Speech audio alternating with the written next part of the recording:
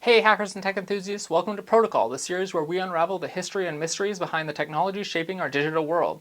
I'm your host Dade, and this episode is the first of a few introductory videos on the topic of email. Without diving into too many extra details that will be reserved for future videos, email protocols are broken up into two main categories, transmission and retrieval. Today, we're starting with the Simple Mail Transfer Protocol, or SMTP. Simple Mail Transfer Protocol is the dominant protocol when it comes to the transmission side of the email ecosystem. By transmission, I mean this is the protocol we use when we're talking about sending an email. So how does sending an email work? How did the idea of electronic messaging originate? And how does that relate to the introduction of the Simple Mail Transfer Protocol? All that and more this time on Protocol.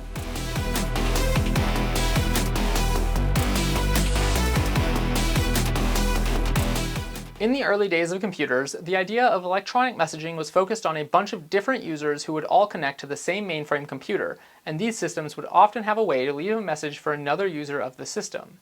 The idea of sending a message to someone who used a different computer system was unheard of. If you needed to do that, you could just print out your message, put a stamp on it, and send it through the actual postal system. As ARPANET came into the picture in 1969 and networked computers became more common, standards were needed to allow the exchange of messages across different types of computers and different operating systems. Early versions of mail transfer relied on the already existing file transfer protocol, and you could send emails by directly writing a file and transferring it to another computer for the recipient to read. By 1980, a new mail transfer protocol was proposed in RFC 772, simply called Mail Transfer Protocol. By 1981, this had been replaced by RFC 788, the Simple Mail Transfer Protocol. This protocol became the standard for the next 14 years until the introduction of the Extended Simple Mail Transfer Protocol, or ESMTP, in 1995. Today, when we talk about SMTP, we're usually talking about the extended variant, in combination with other extensions like SMTP auth and SMTP UTF-8. SMTP is a bit more complicated than its name suggests, with multiple components that have names unique to the mail ecosystem. We're going to walk through them in the order that an email would travel through the mail system. The first component is the Mail User Agent, sometimes abbreviated MUA. This is the mail client that you use to check your email or send new emails. Some examples of this that you might be familiar with are Mozilla Thunderbird or Apple Mail.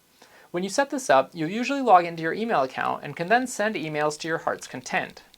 Once you've finished drafting an email, you can hit the Send button and your Mail User Agent will connect to the Mail Submission Agent, or MSA. This is the piece of software that accepts submitted emails from your client and prepares to transfer it to its destination. But the Mail Submission Agent isn't necessarily the same software that's responsible for sending the email to its final destination. That's where the Mail Transfer Agent, or MTA, comes into play. The MTA has basically one job: to transfer submitted mail to its intended destination. It does this by looking up the recipient's MX, or mail exchanger, records, and then contacting the server specified in the record. The server it connects to is also a mail transfer agent.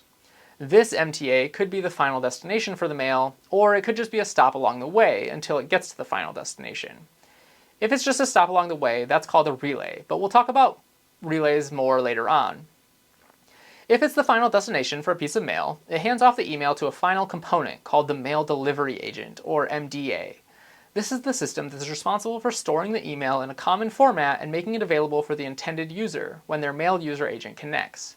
But fetching emails is not part of the SMTP protocol. You'll have to stay tuned for a future episode if you'd like to learn more about fetching email. SMTP has a handful of valid commands when sending mail. The first command is the hello, or HELO command, or the EHLO command if you're using the extended SMTP protocol. This is used to establish an SMTP session between two devices. The client sends hello and the server provides a response indicating whether you can continue or not. After the hello, we send the mail from command, which is how we specify the sender of the email to the remote server. This value can also be referred to as the return path, the reverse path, or the envelope sender. An unfortunate but important distinction is that this value is not necessarily the same one that you see in the from or sender details of an email that you're reading. We'll get more into that in a minute. After the mail from, we need to specify the recipient of the email. We do this through the rcpt2 command, specifying the email address of the recipient we'd like to send mail to. We can use this command multiple times to indicate multiple recipients. Finally, after we've finished declaring the addresses we're sending a message to, we can begin the data command. This command is used to signal the server that we'd like to start sending the actual mail data itself. If the server responds with the 354 status code, that means we're in the clear to start sending data.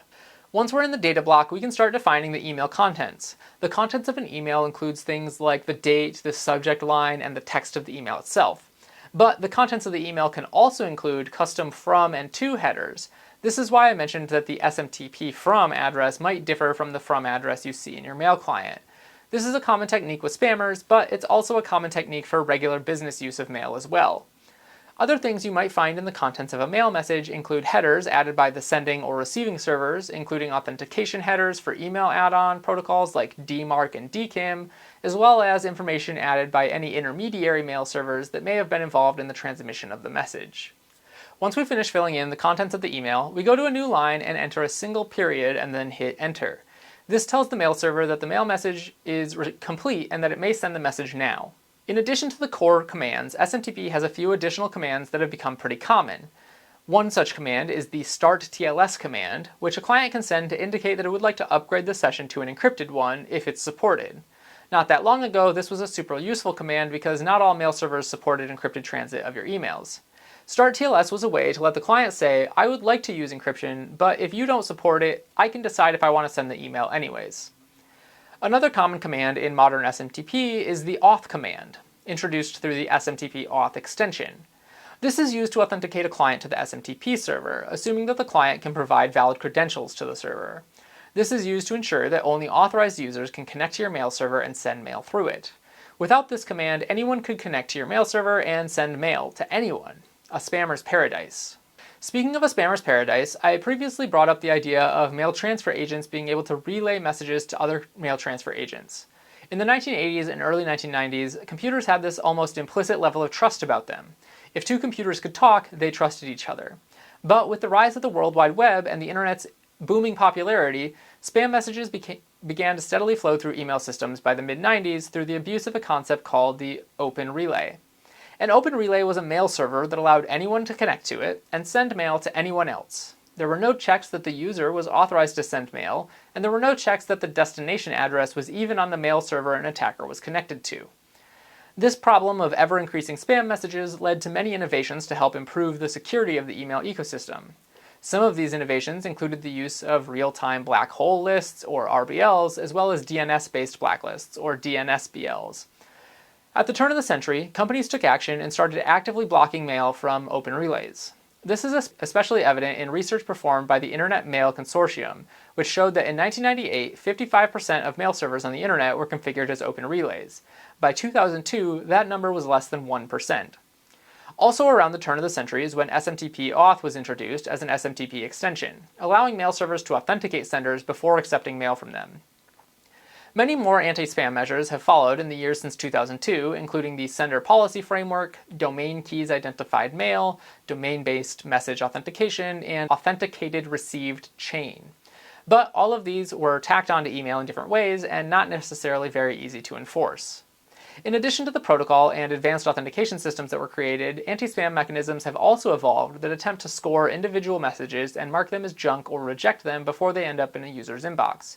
Tools like Apache's Spam Assassin and the open source rspamd use a variety of techniques to attempt to help curb the ever-present spam problem. Evolving from humble beginnings, sharing little digital messages with other users on the same computer, to an internet-wide ecosystem that has effectively become a primary means of communication for most of the world, SMTP is probably one of the most used protocols in the world. And that's probably still true even if we don't include all of the spam messages being sent.